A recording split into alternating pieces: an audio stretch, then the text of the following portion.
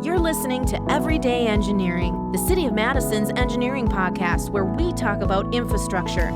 Complex topics explained simply, from the water that flows down your drain to the rain and snow that drains into the lakes, by way the curbs and streets we design. City engineering touches your life in so many ways, explained right now in Everyday Engineering. Infrastructure from the ground up. That's what we're talking about here on Everyday Engineering. Topics that impact you at home or, in this week's case, on the bus. My name is Hannah Mohelnitzky, Public Information Officer for the City of Madison Engineering Division, your host on this podcast, which right now you may be listening to us while en route on a Metro Transit bus ride to or from home or work. So joining in on the conversation today is John Evans, Building Design Project Manager from the city's Engineering Division, and Chuck Kamp, Metro Transit General Manager. Thank you both for stopping in. Thanks for having us today, Hannah. Thanks for having us on board. Yeah. Oh. Are you ready to have some fun today and talk about some buses? Even though it's serious work, there's a lot of fun to be had. Absolutely. Yeah, we're looking forward to this, and thank you again for coming in. So in this podcast, we're going to cover a lot of ground, from the past, key history, and Metro's role in regional transit, to right now and the future, the plan for bus rapid transit, expansions, and even electric buses. So let's first lay some foundation and groundwork here. We know Metro runs the services on the routes. Engineering builds the roads. So there's a lot of collaboration in planning. So can you both kind of start out with how the two agencies work together and the roles that each of you play? So I'll start just because Metro Transit is an operating agency, and we rely heavily on many experts.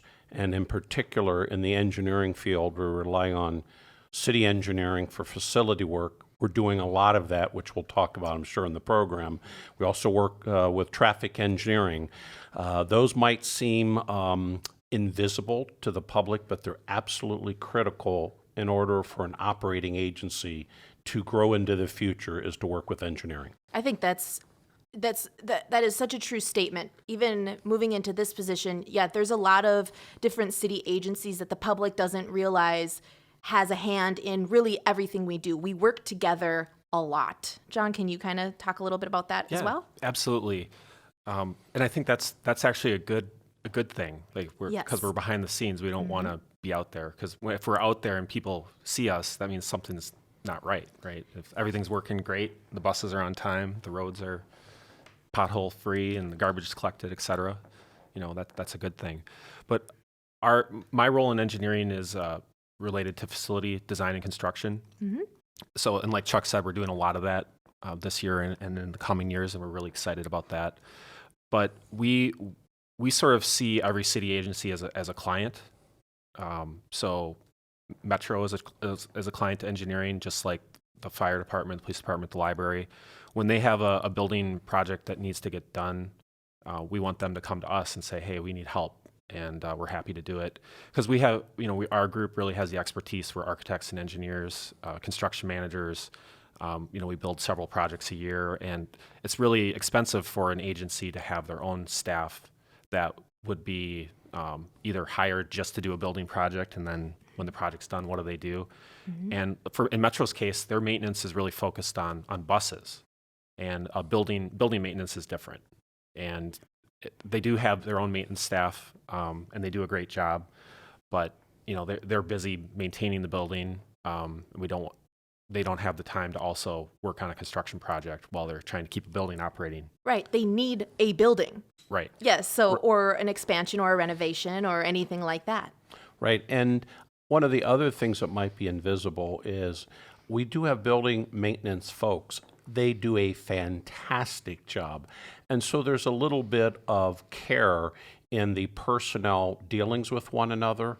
And I just want to put a plug in that the city engineering folks have been so respectful of our different expertises, and we've learned now how much we're relying on city engineering for all of these buildings. So that's an important personnel relationship, and it's gone very well. Got to work together, right? Absolutely. It's essential. It is essential. So, Chuck, let's now dive in a little bit deeper. So what is Metro's role when we're talking about regional transit and kind of the impact that it's having on our area as a whole? Well, the word these days, and I really like it because in my 38-year career, we're about mobility. We're about getting people around. Despite the growth of technology and smartphones and things like that, people need to get to jobs. People need to visit their friends, get to the hospital or medical appointments, go shopping. So we are about mobility, and we have partners throughout the region. We just added Sun Prairie to our partnership list That was a a big couple deal. weeks ago. It was a Yes. very big deal. They have been so supportive early on, with one of the first to have a new park and ride lot on the first day of our service. That's really a first in my 38 years. But partners in Verona, Fitchburg, town of Madison, Middleton, Shorewood Hills. We really are a regional system. We also coordinate with Dane County on paratransit. So we are a regional system where we're actually trying to be even more regional than we already are. Wow. And some of the numbers, can we run through just so that people know the impact, the rides per day, Right. The miles driven, the fleet size. There's a lot of numbers that contribute to the impact that kind of stretches across our whole area when it comes to Metro. Yes, last year Metro did a little over 13 million rides, both on fixed route and on paratransit. 13 million. Million rides in a year. And on a given day when UW is in service and MMSD K through 12 schools are in service, we will do upwards of 60,000 rides on one day, sometimes more than that. It drops in the summer and on weekends. We have 218 buses, and we're planning for 285 buses. We have 490 employees, bus drivers, mechanics, and the like. And we have about a $60 million operating budget. And now that engineering is helping us with facilities, we have a big capital budget too. There's John just Yes. like, yep, that's us, and we're all working together. Those facility projects, I like to say when people, they're saying, well, what's going on at Metro? And I say, well, it really started with a roof leak. Right. If you really, what it comes down to. Really? Yeah, back in 2016, I just started with the city, and my boss said, hey, Metro's got a roof leak. Let's go check it out. And went out there, and yep, sure enough, there's a leak. There's a leak there. There's a leak there. There's leaks everywhere. And they've got a lot of other issues too. We could spend the whole time talking about that. Yeah. So we really came together and did a comprehensive plan on what do we need to put into this facility to keep it operating, for the next 20, 30 years. And that's kind of what we're implementing today. It took a couple years to do the plan and the legwork and get it into the budget, but now this year and next year and the next coming years, I think it's about $30 to $40 million is going to be invested into the facility on East Washington Avenue. And I just saw an editorial cartoon that talked about, well, why has it taken us so long to do these things?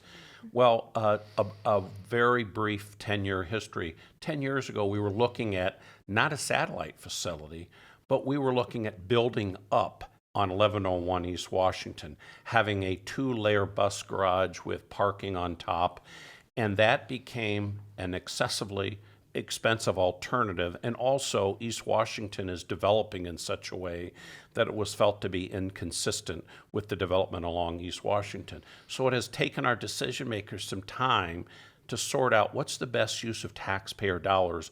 And where we're headed now, we've actually run the numbers with the help of my boss, Tom Lynch, that have literally looked at what's the capital cost per bus over the next 20 years and what's the cheapest of our 20 alternatives. And where we're headed now is the best bang for the buck.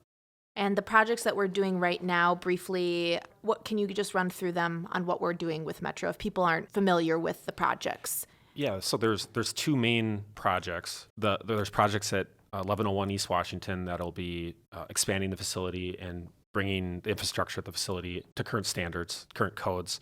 Then we're also looking at a project out at the former Oscar Mayer facility.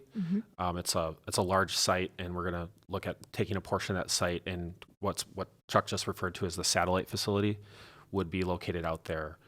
So it's close enough to their central facility that it doesn't hinder operations to a great extent, and it gives them room to expand and grow the fleet to the 285 buses that we want to be at in the future. So I've had community members ask very good questions. Why would you invest in fixing your garage and not just buy a brand new satellite facility.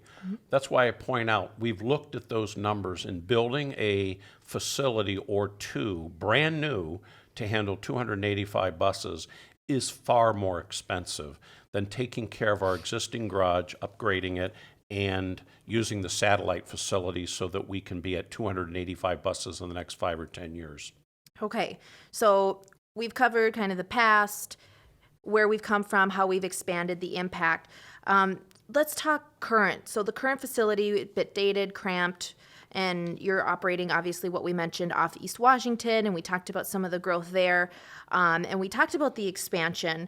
Another part of the expansion, the bus rapid transit plan that was announced on September 18th, 2019, Metro Forward. So it's pretty mind-blowing to hear how fast we're growing and how much this is needed. So I'm just going to share a couple of numbers here for anyone listening. If growth continues by year 2050, there will be an anticipated 85,000 new jobs in our area, 100,000 new residents just in Dane County, which translates to 800,000 new road trips to work, school, and play. And if we don't work toward this now, it's going to get pretty congested out there, making for commute times to even double. So I just kind of wanted to lay that groundwork for anybody who isn't quite familiar yet with Metro Forward. They surely will be. But can we just talk about that and what this means for the everyday rider? So our new Sun Prairie service goes along East Washington Avenue. I was riding the Route 23 bus with some folks that worked on the square, and I said to them, imagine one day that this right lane that has cars parked on it is a lane where Metro every 10 minutes or less is taking 60-foot buses, bringing hundreds, if not several thousand people to work, and how many cars that would take off the road. And important for a lot of people, they want a choice where they can move quickly to their destination. So bus rapid transit uses a lot of good technology tricks to move those buses quickly, get people to their destinations, and really become a viable alternative to the automobile. To add to that too, I occasionally ride the 38 bus. You can find John on the 38 bus. not very often. Mostly the 12, actually. Yeah, I'm okay. usually on the 12. Okay. But when I ride the 38 bus, I'm amazed. It is packed with people, and it's traveling east to west through downtown, out to through UW and out to the hospital. And on peak times, there's an extra bus, or sometimes even two extra buses, and each one of those buses is filled up with 40 or 50 people, standing room only. And that's kind of the future route that the bus rapid transit one of the routes that bus rapid transit would go on. And you just see that tremendous demand for that route. Right. And that's a great point for several reasons. One, crowded buses today, people may not see that with our tinted windows, that we have people standing on a regular basis on the bus. The new BRT buses are going to be 60 feet long. So two 60-foot buses versus 3 or 4 40-foot buses does a couple things. Number one, people are more likely to get a seat. Mm-hmm. Number two, that's more cost effective to have 2 drivers carrying those 120 or 150 people rather than 4 drivers. So it's really a cost effective way to move a lot of people. And to look at our lanes on East Washington as a scarce resource. If we just say, well, we have plenty of room to expand, on East Washington, we would be expanding into people's front yards and onto their porches. That's not the Madison that we want to live in. We also have overcrowding on buses, I think, because people understand that transit is an environmentally friendly alternative, both to the land and to from the carbon side. We score very high on both of those. And Madison residents are very tuned in to wanting to contribute to climate change in a positive way. Yeah, we've all been stuck on East Washington and traffic. And can you imagine even more traffic, right? And it'd be a nightmare. Yeah. Yes. Exactly. And I have to ask this question because I know that there are listeners out there with this view as well. You know, while this sounds awesome, it's obviously needed, and it's environmentally friendlier. It's all of the things that we know Madison embodies and lives for and breathes and grows on. But what would you say to anybody who doesn't believe in this? You know, the people that say, I don't need the bus. I like to drive my car. I like to go from point A to point B. I don't want to wait at a bus stop. You know, why should I care about this? Or why should I even change up my commute and ride the bus?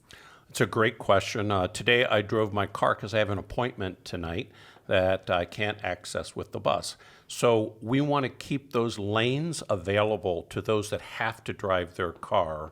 And what I would say is that communities across the United States, and I would say across the world, that are the most attractive, the most fun places to live and work are places where you have choices. Think about cities that are built up with only highways. I grew up in Detroit after the transit system was in decline and you could not get around except by car. I hear people say they want Madison to be a place where you can get around by bus, by walking, by taking your bicycle, and to be a community like that. And I would say, if we look at communities, the mayor used the one, Austin, Texas, 25 or 30 years ago, was where we were at today. And they chose, instead of investing in transit, to invest in roads. And they have one of the 5 worst cities in the United States of congestion. That's not Madison. We would like to be a place where people are moving around, accessing jobs, accessing education, no matter whether they can afford a car or not, or whether they want a car or not.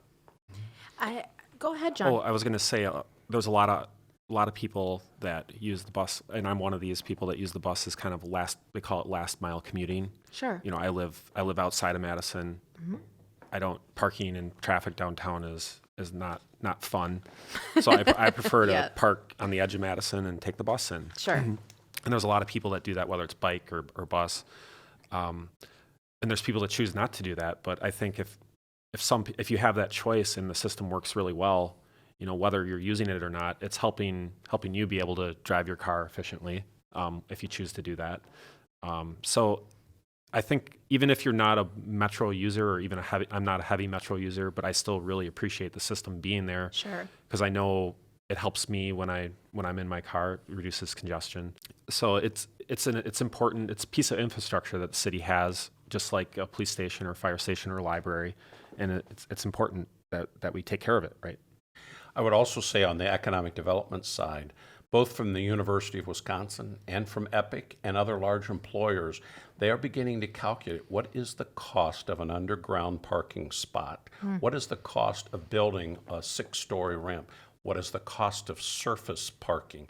So there's a growing understanding if we use our land for car parking, rather than in the case of the university for dormitories, for research labs, or in the case of Epic, for more employees to be able to work there, that's not the best use of their dollar. They would rather have people get bus passes and get to work or to school more efficiently. It sounds like you've heard that argument before. So I think that it's worth time to take to explain the benefits of this. So yes, thank you. Yes, I think we're wrapping up here. This last question. We want this podcast to be a resource for anybody listening. So any resource that they can kind of take away, use day to day surrounding this topic that you can think of, or really anything else that you want to add as we wrap up. Yeah, we didn't really talk about it. It could be a whole nother podcast topic probably, but electric buses, right? Yes. We're starting the grand experiment with electrifying our fleet. And I think a lot of people are also looking at that on their personal vehicles as well, and the city is as well, in our passenger vehicles. So we're going to be, I think, as that market evolves and that technology evolves, you know, Metro is going to be an early adopter, and I think, you know, we're going to be able to improve the technology and give people feedback about how electric vehicles really operate. So I'm excited about that. And I guess the other thing I want to add is people may not realize this, but Metro is one of the city's largest agencies, about 500 employees. It's also probably our hardest working building and agency. It's a 365, 24/7 operation. There's staff working at Metro on Christmas, you know. So it's I guess that's something I wanted to make sure people realize, that, you know, there's a lot of city employees that work at Metro that are very, very hardworking, very dedicated, and we really appreciate that. Thank you, John. And our employees are very excited for the mayor's vision for bus rapid transit and bringing Metro into the 21st century. The top group that's excited to make that happen are the drivers and mechanics and customer service agents at Metro Transit. Speaking of which, to reach them, our resources are mymetrobus.com. You will see on there the mayor's press conference on BRT. I'm an old school guy, so if you need to talk to someone a little bit, 266-4466. Operators are standing by. Yeah. Their customer service, they answer the phone immediately. Absolutely. You call. It's they have wonderful. to, and that's great. And professional and wonderful. Thank you so much, both of you, for being here. Thank you. Thank you, Hannah. Really important conversation to have. Also, make sure you check out the app. Make sure you're checking out the project page for the progress of the Metro projects. You can just go on the cityofmadison.com and then click on projects, and it's all there. So you can follow along with all the project updates and everything, sometimes photos, everything like that. If you have any other questions, you're listening to this about this topic or really anything else you'd like us to chat about, like us on Facebook, City of Madison Engineering. And until next time, we're here for you as a resource every day in engineering.